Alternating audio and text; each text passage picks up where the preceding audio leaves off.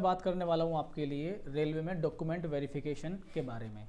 Document verification बहुत ज़्यादा मायने रखता है, क्योंकि अगर कोई भी डॉक्यूमेंट आपका इधर उधर हो जाए, या आप जहाँ पे आपका डॉक्यूमेंट वेरिफिकेशन होना है वहाँ पर जाने के बाद आपको ये लगे कि कोई डॉक्यूमेंट घर पे रह गया, तो बहुत मुश्किल हो जाएगी आपके लिए उस चीज़ को भरपाई कर पाना।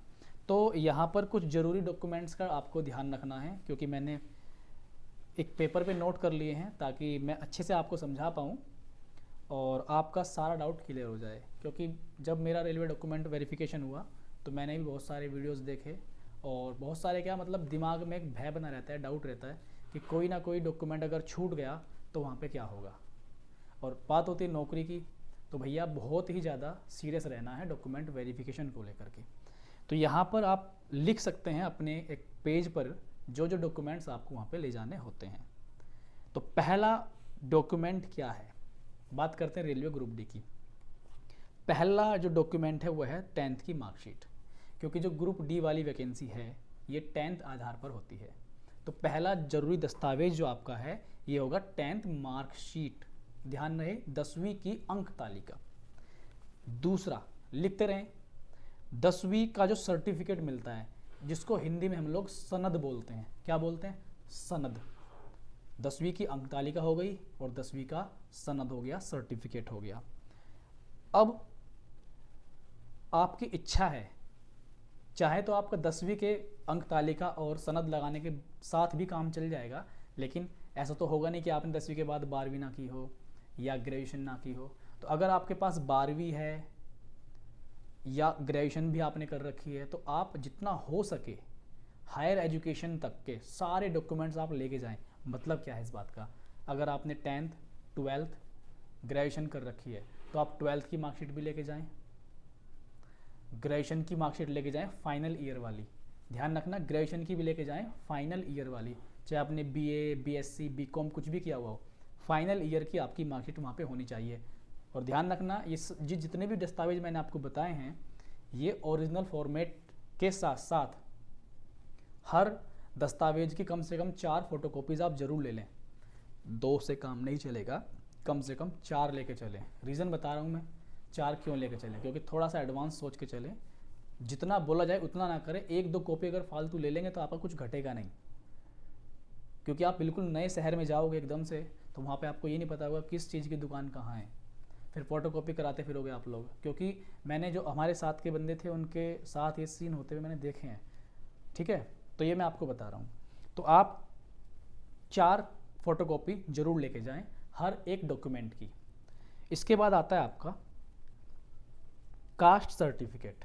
ध्यान रहे एससी वाले, एसटी वाले, ओबीसी वाले, इनको कास्ट सर्टिफिकेट ले जाना जरूरी होता है, ठीक है। SC ST OBC caste certificate ले जाना जरूरी होता है।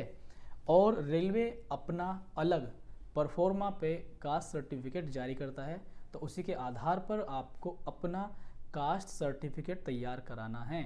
जैसे ही मान लो आपको पता लगता है कि भाई आपका डॉक्यूमेंट वेरिफिकेशन होना है, तो आप नेट पे सर्च करके गूगल पे सर्च करके आप उस जोन से वो परफॉर्मा आप डाउनलोड कर सकते हैं, ठीक है। या कोई भी आपका भाई दोस्त या आसपास रिश्तेदार कोई रेलवे में है तो उससे थोड़ी सी हेल्प ले सकते हैं, ठीक है। तो यहाँ पे जो कास्ट सर्टिफिकेट होगा एससी एसटी ओबीसी को रेलवे परफॉर्मा पे बना हुआ लेके जाना है, ठीक है। और आप एक काम और करें साथ साथ, क्योंकि आपके पास स्टेट का भी होगा और रेलवे मांगता है सेंटर का, क्योंकि रेलवे सेंटर की ही होती है, केंद्र सरकार द्वारा भर्तियाँ निकलती हैं रेलवे वाली, तो सेंटर का सर्टिफिकेट मांगते हैं आपसे। अगर आपके पास स्टेट का होगा ही होगा तो आप स्टेट का भी लेके चले जाएँ और सेंटर का भी लेके चले जाएँ। ध्यान रखना कि जो आपका कास्ट सर्टिफिकेट है वो 1 साल के अंदर अंदर की तारीख का होना चाहिए। मतलब क्या इस बात का, जिस दिन आपका मान लीजिए डॉक्यूमेंट वेरिफिकेशन के लिए आप मेरिट लगी मान लीजिए आपकी, तो उस तारीख से पिछले 1 साल तक का आपका होना चाहिए, 1 साल ज़्यादा पुराना ना हो। समझ गए इस बात को? मतलब जैसे ही आपको पता लगे कि भाई अब डॉक्यूमेंट वेरिफिकेशन के लिए जाना है तो आप 1 साल तक का देख लें टाइमिंग बैठ रही है या नहीं बैठ रही, ठीक, बिल्कुल। और एक चीज़ और, जैसे आपको डॉक्यूमेंट वेरिफिकेशन का पता लगे तो कोई भी कागज़ बनवाने में ढील ना करें। जितने भी सारे इंपॉर्टेंट काम है सबको छोड़ करके आप अपने ज़रूरी दस्तावेज को संजोने में लग जाएं। ज़रूरी है आपके लिए बहुत ज़्यादा। इसके साथ साथ जो आप जितने दस्तावेज आपके हैं 4 कॉपी आप कर चुके होंगे, उन पे आपको क्या करना है, सेल्फ अटेस्टेड कर लेने हैं। सेल्फ अटेस्टेड करने का मतलब क्या होता है कि आपको अपने सिग्नेचर कर लेने हैं। ध्यान रहे, सिग्नेचर वही होने चाहिए जो आपने अपने फॉर्म में किए हुए हैं। ये सबसे ज़रूरी बात है, बहुत ज़्यादा ज़रूरी बात है। जो आपने अपने फॉर्म में सिग्नेचर किए हुए हैं उनको आप चेंज मत करिए, वरना आपको डांट फटकार लगेगी भाई साहब वहाँ पे। ठीक है, बेइज्जती कर देते हैं वो लोग कि ये क्या है तुम्हारे सिग्नेचर। ठीक है, तो सिग्नेचर जरूर करें, हर कागज़ पे अपना नाम लिख लें। ठीक, सेल्फ अटेस्टेड कर लें सारी फ़ोटोकॉपीज़ को। ठीक है, 4 फ़ोटोकॉपी जरूर लेके जाएं। 5 कर लें तो कोई बुराई नहीं है, लेकिन 4 से कम मत करना। फ़ोटोज़, अपने फ़ोटो खिंचा लें। अगर आपके पास वो फ़ोटो हैं जो फॉर्म में लगाए थे तो अच्छी बात है, अगर नहीं भी हैं तो लेटेस्ट फ़ोटो खिंचा लीजिए अपना, तो वो ज़रूर लेके जाएं। फ़ोटोज़ भी आप कम से कम एक्स्ट्रा बना लेंगे तो कोई दिक्कत नहीं है, 10-12 फ़ोटो ज़रूर लेके जाएं। ठीक है, मैं बता रहा हूँ ना, एक्स्ट्रा ज़रूरी है भाई।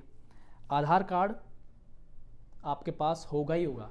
आधार कार्ड साथ में पैन कार्ड हो तो भी ले सकते हैं, तो या तो आधार कार्ड हो या पैन कार्ड। आधार तो ज़रूरी लेके जाएं, मैं कह रहा हूँ ना, आधार जितनी भी आईडी पार्टी हो सब लेके चले जाओ भाई। आधार कार्ड भी हो, पैन कार्ड भी हो, ड्राइविंग लाइसेंस भी हो, जो जो आपके पास हो सब लेके चले जाओ।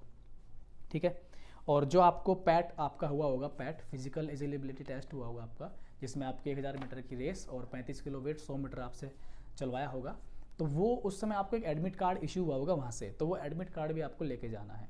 ठीक है, तो ये ज़रूरी बातें आप लिख लीजिए, जैसे मैंने यहाँ पे लिखी हुई है। देख लीजिए, मैंने इसलिए लिखी है ताकि आपको प्रॉब्लम ना हो, क्योंकि हर एक को होती है। मैं रिपीट करता हूँ, 10th की मार्कशीट, दूसरा 10th का सर्टिफिकेट यानी कि सनद, तीसरा 12th मार्कशीट, चौथा हायर एजुकेशन यानी कि degree, caste certificate, SC ST OBC, general candidate को, अनरिजर्व्ड को कोई सर्टिफिकेट ले आने की ज़रूरत नहीं है।